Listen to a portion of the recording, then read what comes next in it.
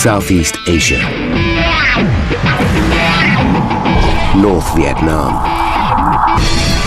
July 1967. America is bogged down in a messy ground war in North Vietnam. The body count is rising fast. To date, over 6,600 US military personnel have died in the conflict. President Lyndon Johnson wants to finish the job. In an all-out bid for victory, he has upped the number of bombing raids. But the war is thousands of kilometers from American soil, and bombers need bases. Vital to the new strategy are the US Navy's aircraft carriers. These massive war machines can launch air assaults from hundreds of kilometers offshore. Sailing to her first tour of duty in Vietnam is the biggest of them all. The USS Forrestal. She cost $189 million to build and has a crew of 5,400 men. Her flight deck is vast. Stood on end, she would reach the 80th floor of the Empire State Building. Forrestal represents 4 acres of American sovereign territory, able to travel anywhere in the world. July 29th, 8 a.m. The ship has reached the Gulf of Tonkin, 160 kilometers off the coast of North Vietnam. She has been stationed here for 5 days, launching bombing raids against the Viet Cong. These are dangerous waters. 3 years earlier, enemy fire hit a warship just a few miles from here. In the event of an attack, the ship has 8 5-inch guns with a range of 22 kilometers. In charge of these weapons is Petty Officer Milt Crutchley. Man ready. Zebra set. Milt is from Frederick, Maryland. Aye. He's just 20, but in command of 2 junior sailors. So far, he's had a quiet war. Whole 2.5 years I was on board Forrestal, we never once fired the guns in anger or in defense of the ship. But Milt's war is about to change dramatically.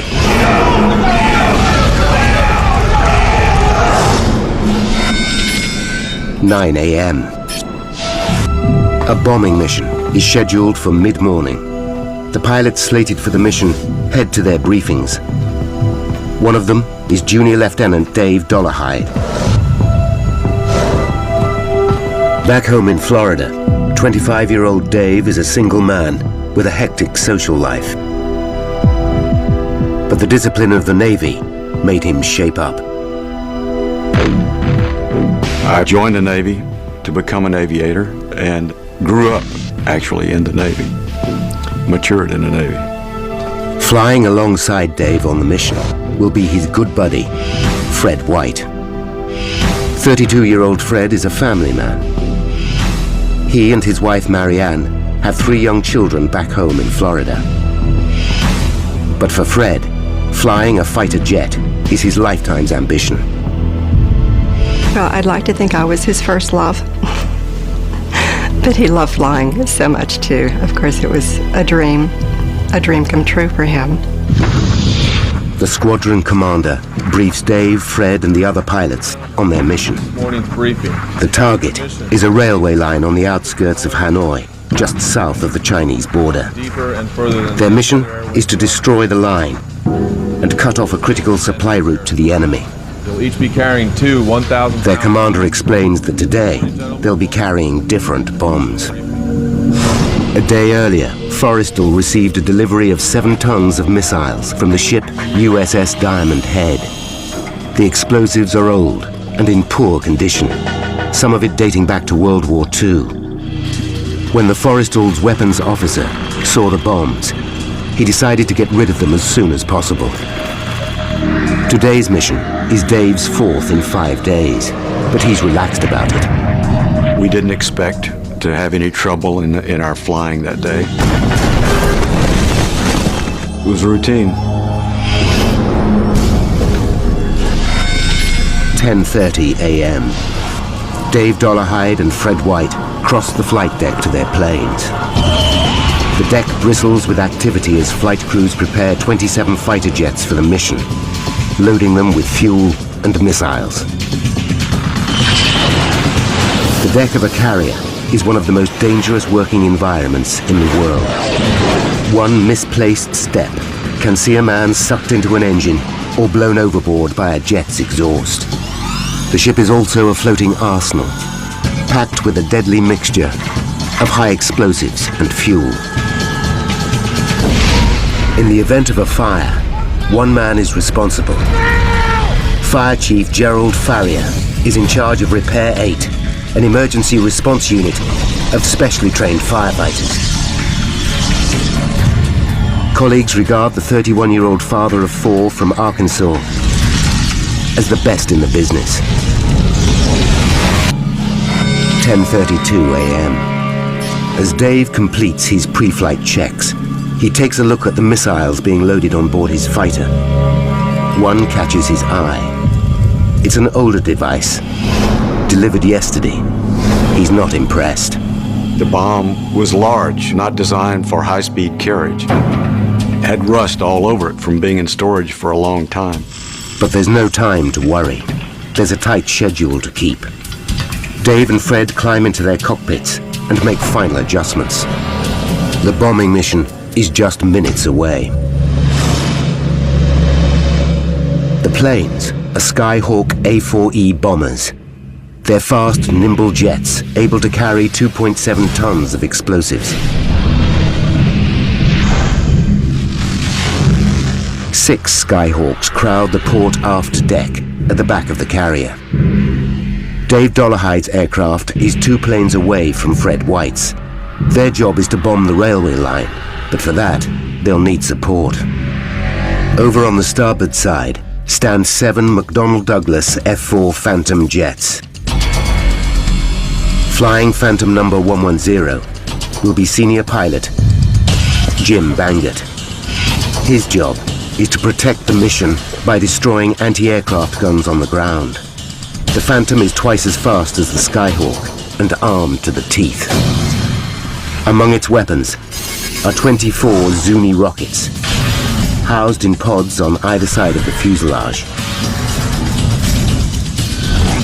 With a top speed of 2,600 kilometers per hour and a range of 8 kilometers, each 2-meter Zuni packs a devastating punch.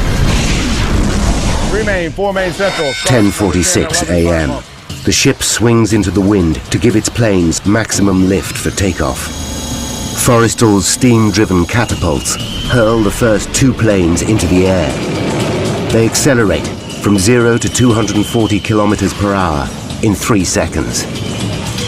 A cameraman records the action. The Navy uses the footage to aid training and improve safety. 10:51 a.m. The planes are powered up by mobile generators, while deck crew arm the missiles and the pilots make their final checks. 10:51 and 21 seconds. Dave Dollarhide and Fred White prepare to take their turns on the catapult. Suddenly, there's a flash and a loud bang. Jet fuel spills onto the flight deck and spreads rapidly.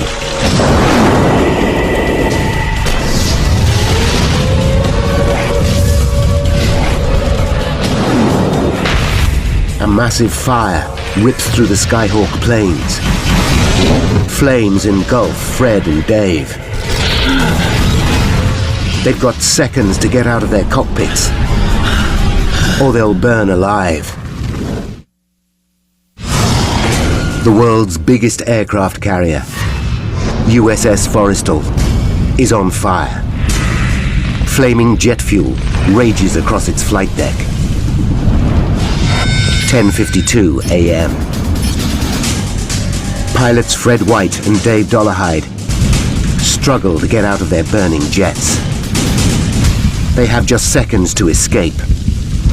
In the searing heat and smoke, Dave battles to unbuckle his shoulder harness and leg straps. I was terrified about what was going on, but I understood that my life depended on me getting out of that airplane. He finally breaks free and prepares to jump. only to realize he's still connected by his oxygen cord.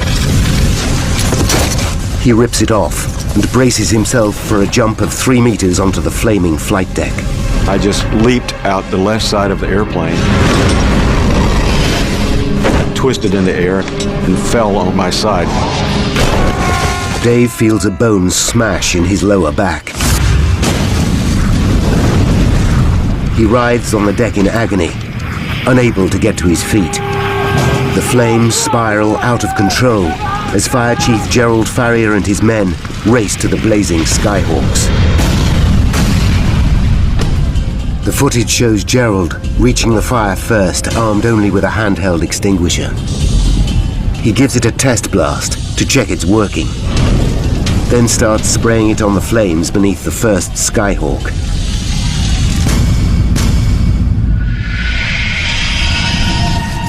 Dave Dollarhide lies helpless on the deck. The blaze creeps towards him, but he can't move. Injured men scream in agony all around him. Everyone was terrified. The sights were horrible. The fire and the shrapnel. Everyone was fearful that they would be next. Dave looks back at the row of burning Skyhawks. Some of his fellow pilots are still trapped.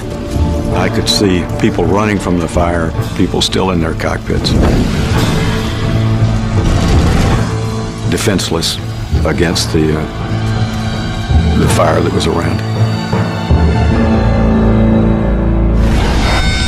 10:52 and 55 seconds. 94 seconds after the start of the fire, Gerald Farrier and his men are still battling the flames. A massive explosion rocks Forrestal. The shockwave is so intense, it causes a brief glitch on the ship's camera.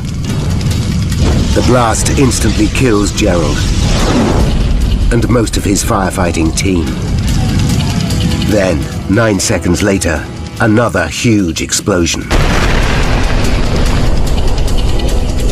This second blast is even more powerful and rattles the supercarrier to its core.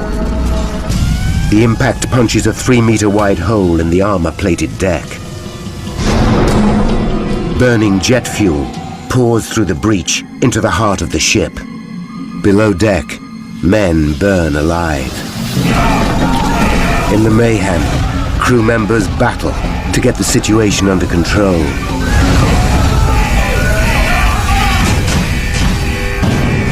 (10:55 and 20 seconds). The fire has been blazing for almost 4 minutes. In the gun control room, Milt Crutchley and his men await orders, convinced that they're under attack. From here, they can fire the ship's 8 guns and fight back. Run! Get some water! But black smoke seeps in and fills Joe, the room. over here, help me seal up this door. They stuff wet rags into the door seals. Milt knows if they can't keep the smoke out, they'll die. Most people that die in fires, it's not from the flames, it's from the smoke. So even if you're away from the flames, the smoke can still kill you. Dave Dollarhide still lies on the flight deck. But time is running out. He's got to get away before he's burned alive by the flames, or blown to pieces by another explosion. Adrenaline surges through his body, and despite suffering a broken hip and elbow, he forces himself to his feet. He can hear bombs sizzling behind him, but can he get clear in time? The fire was everywhere, and the thought going through your mind is to just escape. Dave makes it a few meters from the wreckage, when a third explosion blows him off his feet.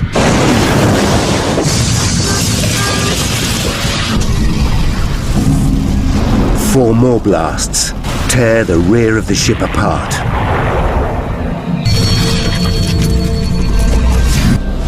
(10:57 a.m.) It's less than 6 minutes since the fire started, but the ship itself is now in serious danger of sinking. Condition zebra throughout the ship. Alarms sound, and watertight doors close all over the carrier. This is Condition Zebra, sealing off the damaged compartments to limit the spread of fire. But closing the hatches cuts off many escape routes. Milt Crutchley's men fear they are trapped. I'm the senior guy. They're looking to me, are you going to get us out of this alive, or is this it? There is one exit. A hatch in the gun control room leads to a platform on the outside of the ship. Milt calls the bridge to check if the platform is safe. Command ready. Zebra set. He's told it's ablaze. He must find a different escape route. 10:58 and 20 seconds. Crew members spot Dave Dollarhide's motionless body on deck. They haul him to his feet. To their astonishment, he's still conscious. He's dragged to safety. Just in time. They make it to the sickbay, but Dave fears the danger isn't over. We could hear the noises on the hangar deck above us, and we knew the fire was still raging. But fire is no longer the primary threat. The crew pump millions of gallons of seawater into the port hold of the ship to tackle the blaze. In a cruel twist, they're putting themselves in grave danger. USS Forrestal and 5,400 men are close to sinking. The aircraft carrier USS Forrestal is in a critical situation. She lists badly, and sailors struggle to fight fire above and below decks. Leading Petty Officer Milt Crutchley is trapped in the gun control room. They lie on the floor, gasping for the last scraps of air. They say there are no atheists in foxholes. There's no atheists on burning ships either. I was saying a prayer to God, to get me out of this. Milt faces a life or death dilemma. If they stay here, the smoke will kill them. If they exit via the hatch onto the gun platform, they risk being burned alive. In a desperate bid to find a way out, Milt leads his men down a smoke-filled corridor. Every door is a dead end. Milt and his men are choking. He's got just minutes to save them, and himself. Knee knocker, guys. Back on the blazing deck, the shell-shocked crew now face another emergency. Forrestal's 73,000 tons is on the verge of toppling over portside. If she falls, 5,400 crew will go down with her. Frenzied crewmen rush to the fuel tanks to pump oil from one side of the ship to the other. They must get weight to starboard, or the ship will be lost. Across the deck, thousands of pounds of explosives sizzle in the extreme heat. Captain Beeling orders the crew to get rid of anything that might detonate. They jettison multi-million-dollar planes and tons of bombs into the ocean. Below deck, Milt still can't find a way out, and he and his men are suffocating. He has no alternative but to lead them back to the gun control room. We're gonna have to go back. He realizes he's got one escape route left, the hatch door out onto the blazing gun platform. He's been warned an inferno awaits them on the other side, but this hatch door is their last hope. Instead of fire, there's fresh air. That first breath of fresh air, it's like an elixir of life, I guess you could call it. It just rejuvenates you. Somehow, this section of the gun platform has escaped the blaze. Milt and his men climb up onto the deck, exhausted but elated.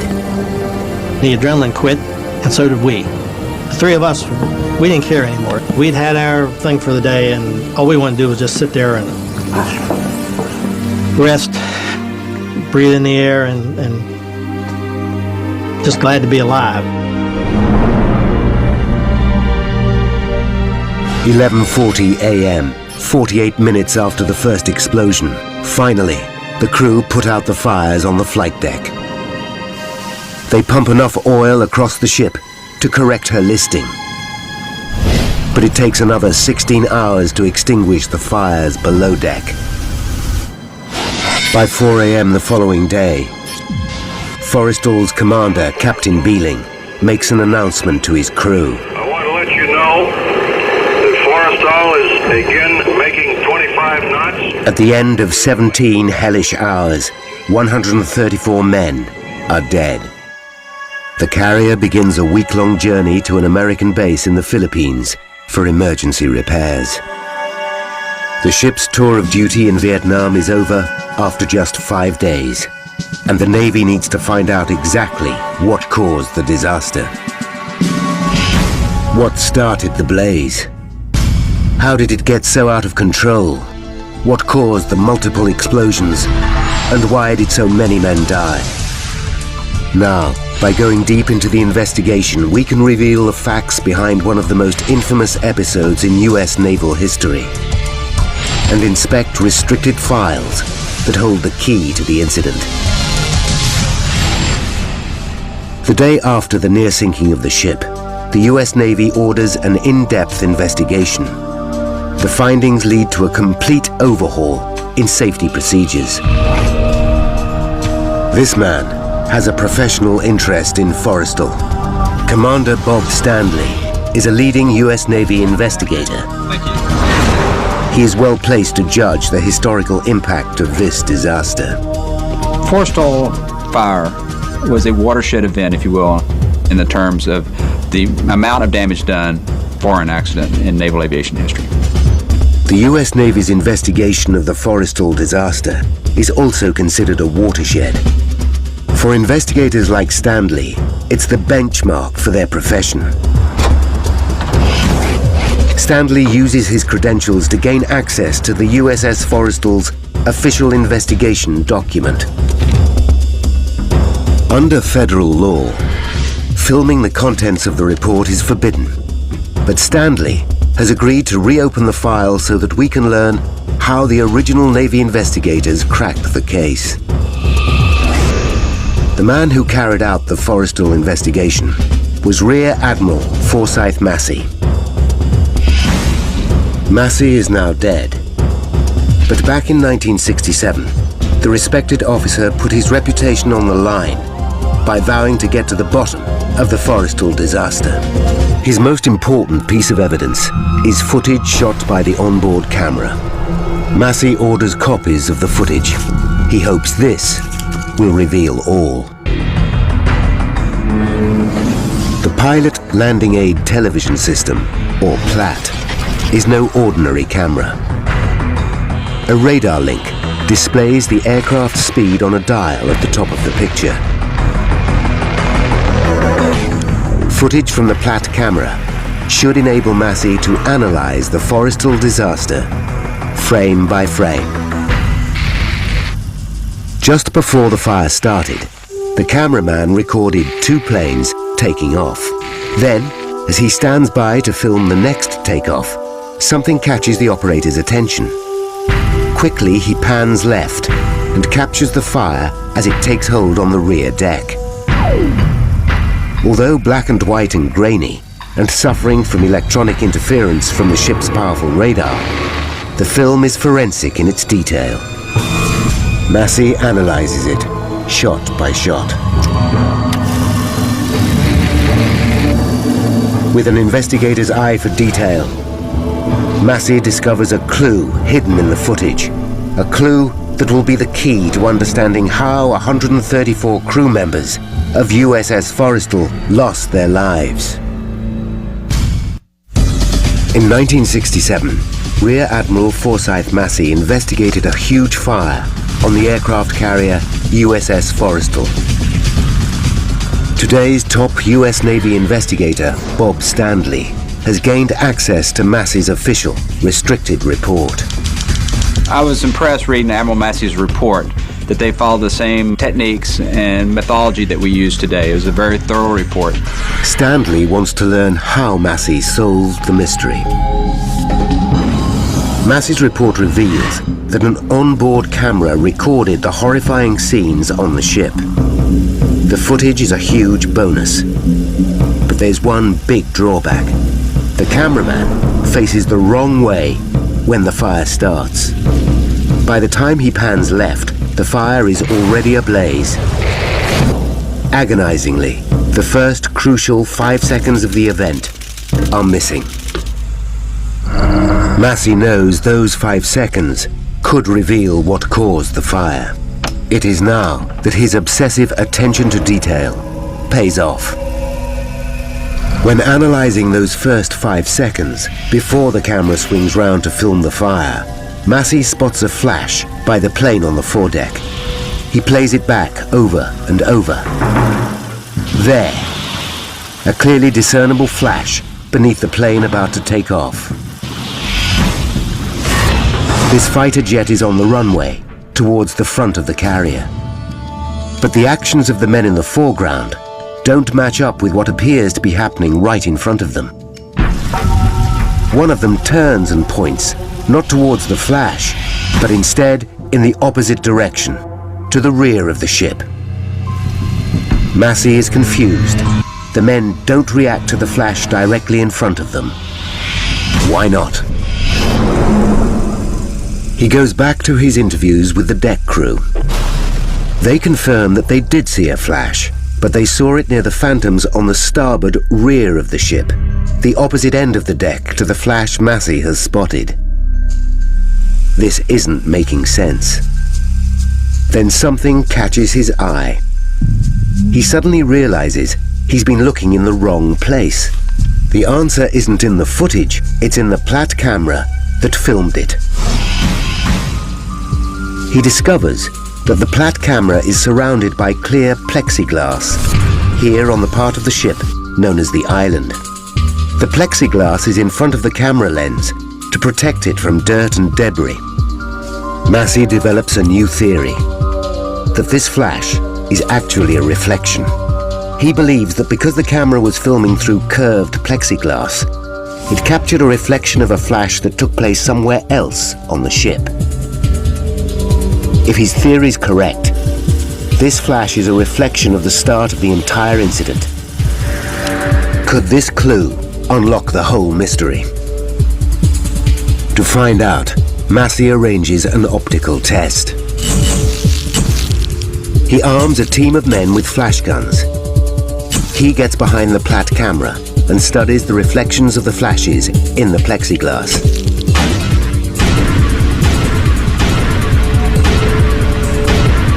At last, one flash perfectly replicates the original flash caught in the plexiglass seconds before the fire started. This helps him locate the exact spot where the flash happened. Now, by analyzing detailed deck plans based on the Platt camera footage, and by applying basic geometry, Massey comes up with his theory as to what triggered the disaster. He reasons that the flash must have come from the Phantom at the very end of rear starboard deck.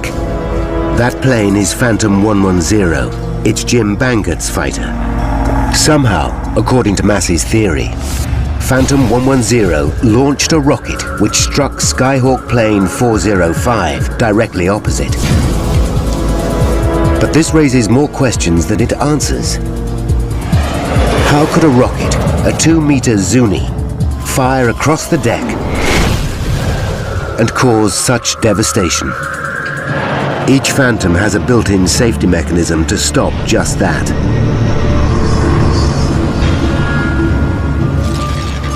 Highly trained air crews follow detailed safety procedures. So what went wrong?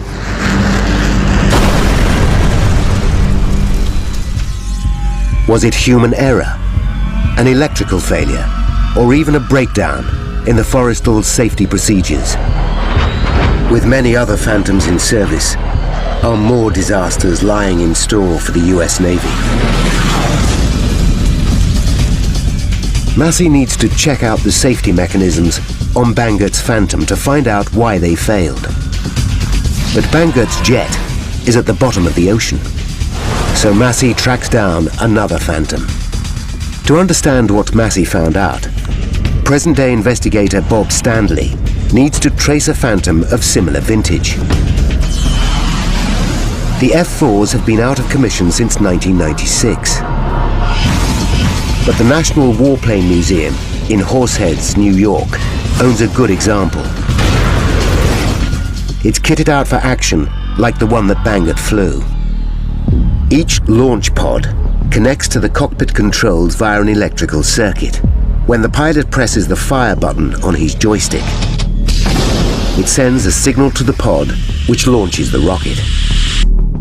But on the deck of an aircraft carrier, this should be impossible due to a simple fact. As a safety measure, launch pods are not electrically connected to the cockpit until seconds before takeoff. It's only when the plane is on the catapult that deck crew ready the launch pods for combat. They do two things to achieve the connection. Crew members remove a safety pin from the pod, and they plug in a device called a pigtail. Once plugged in, the pigtail completes the electrical circuit between the launch pods and the pilot's joystick. Now, if a Zuni rocket is accidentally released, as in this demonstration, it fires harmlessly out to sea. The whole system should be foolproof. So why did the safety procedures fail this time? Massey now makes a discovery. The safety pins are anything but safe. When they are in position, the safety pins act as a circuit breaker. But Massey finds out that high winds on deck can pull on the pins' ribbons, ripping them out of the holes. The crew have even found some lying on deck. And Massey's investigation establishes there was a high wind on the day of the fire. In order for this pin to be effective, it needs to be completely seated. In high wind condition like they had that day of 32 knots, these pins have been known to come out partially and also completely. Massey believes that on the day of the disaster, the safety pin had been blown out of its position in the launch pod. But there was a backup safety mechanism. The pigtail. It's only when the pigtail is plugged in that a rocket can be fired. That's why the crew are ordered to plug them in just seconds before takeoff. But in interviews with the men, Massey discovers exactly why a Zuni rocket went off. Massey's investigation now takes him back a few weeks to Forrestal's journey to Vietnam. During training missions on the way over, pilots argue that plugging in the pigtail while a plane is on the catapult slows down operations. If there's a malfunction, the plane has to be removed from the catapult. That holds up the other planes in the queue to take off. The pilots point out that in a combat situation, a delay like this could be fatal. Massey discovers that exactly a month before the fire, while the Forrestal was still sailing to Vietnam, the ship's Weapons Coordination Board met to discuss the men's concerns. It ruled that flight crews could ignore Navy protocol on connecting the pigtails. From now on, they could plug them in not when the planes were on the catapult facing out to sea, but when they were on the rear deck facing each other. The ruling was never made official, but the crew began to act on the board's decision straight away. Once the pigtail is plugged in, then the aircraft has complete electrical power from the airframe all the way to the missile launcher. Massey now knows there was nothing to prevent an electrical pulse reaching the pod of the Phantom and setting off a rocket. Clearly, an electric pulse did activate the rocket, but where did the pulse come from? That's his next puzzle, and the biggest mystery yet. Could it be that pilot Jim Bangert pressed the fire button? Massey listens again to a recording of his interview with Bangert. Under oath, the pilot states that he flipped just one switch to turn on the plane's power. Massey decides to carry out his own checks on Bangert. He discovers that the pilot has an impeccable service record and is one of the ship's safety officers. Massey believes Bangert But that doesn't help him trace the source. Listens to Bangert's testimony over and over. Yes, sir. I started up the starboard side engine, and I felt the jolt, and I saw. Suddenly, he makes the connection. A power surge. He knows the jets on Forrestal have to be powered up before takeoff by an external source. Once the mobile generator powers up the plane, Bangert needs to flip a switch in the cockpit to change the power supply from the external source to the internal system. Massey suddenly realizes this is the key moment.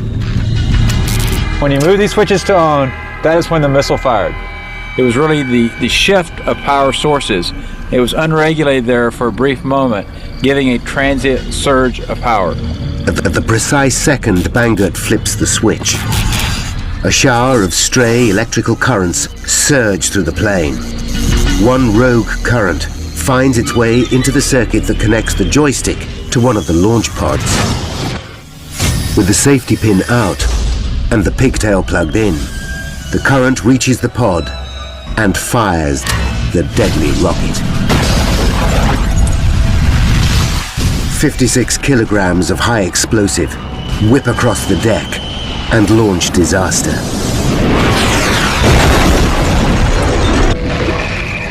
It's an incredible discovery. Rear Admiral Massey now knows what caused the fire.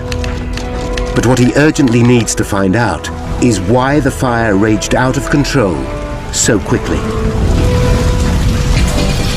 Fires are a regular hazard on the deck of every aircraft carrier. On average, there's one every 5 days on Forrestal. Highly trained and well-equipped firefighting teams are on board to extinguish these blazes quickly. So why did they fail so spectacularly in putting this one out? Massey looks at the Platt footage to investigate how the crew tackled the original blaze. When the fire first breaks out, Chief Fire Officer Gerald Farrier rushes towards the Skyhawks holding only a handheld extinguisher. Other members of his 8-man team grab the hoses.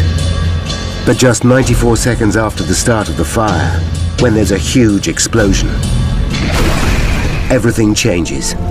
Gerald Farrier dies in the furnace of flames. 5 more firefighters are killed instantly, and the blast badly injures the other 3 in the team. In a matter of seconds, all the trained firefighters are out of action. Untrained men now fight the inferno. As the original footage reveals, they use both water and foam. But a seasoned accident investigator like Massey recognizes that this is a disastrous error. The crew should only use foam. The combination of foam and water simply doesn't work when tackling a fuel fire. The foam covers the blaze, acting as a protective blanket, but the water washes away the foam, allowing the fire to flourish. Worse still, water carries the flaming jet fuel on its surface. Unwittingly, the crew actually spread the fire.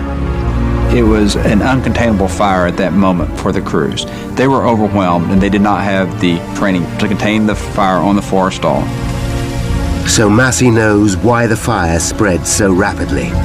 But this still doesn't explain the single biggest mystery about Forrestal. What caused the series of deadly blasts that killed so many crew? Naval accident investigator Forsyth Massey now knows what triggered the Forrestal disaster.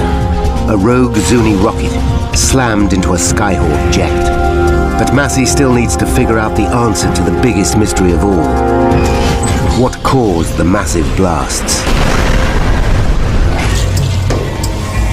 Reviewing the footage of the disaster, Massey is intrigued by the actions of Chief Fire Officer Gerald Farrier. On the film, he runs over wearing no protective clothing and armed with just a fire extinguisher. What does Gerald think he can achieve?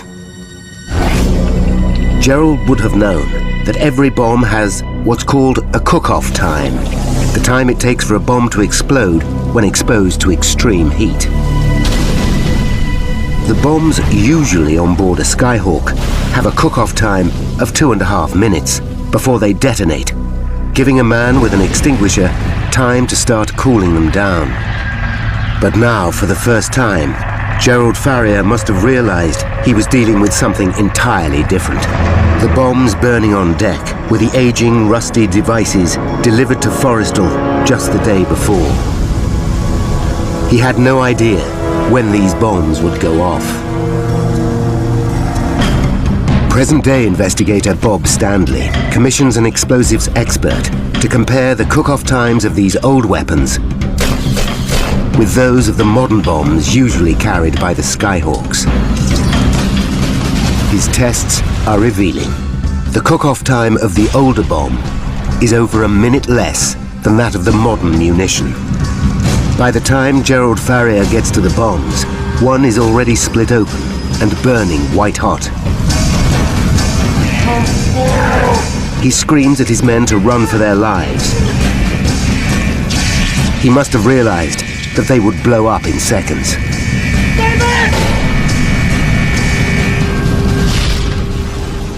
He was not concerned about his own personal safety, and so he sacrificed his life in an attempt to save the ship. In all, 7 of the older bombs on board Forrestal detonate. Had the Skyhawks been armed with their usual weapons, Gerald would have had an extra minute to prevent detonation. And that, according to the explosives expert, would have given him enough time to stop the bombs going off. If we'd have had just 60 more seconds, more than likely we would have been able to get the fire under control a lot quicker, which would have prevented other weapons from going off. In his final report, Massey confirms the decision to arm Forrestal with old, decaying bombs is the cause of many of the 134 deaths. The old bombs were on board because in 1967, the US military was running out of explosives. Yet the government was increasing the number of bombing missions to Vietnam. So the fateful decision was made to arm Forrestal with these older, more volatile weapons.